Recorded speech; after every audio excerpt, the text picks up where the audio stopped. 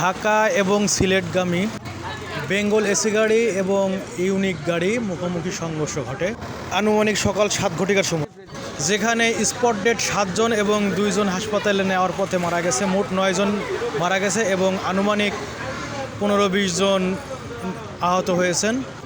ইন্না লিল্লাহি ওয়া ইন্না ইলাইহি রাজিউন। এই অ্যাক্সিডেন্টের সম্পূর্ণ দোষ হচ্ছে বেঙ্গলের। তার নিজ সাইডে যাচ্ছিল, কিন্তু বেঙ্গল ওভারটেক করতে গিয়ে মুখোমুখি সংঘর্ষ ঘটে।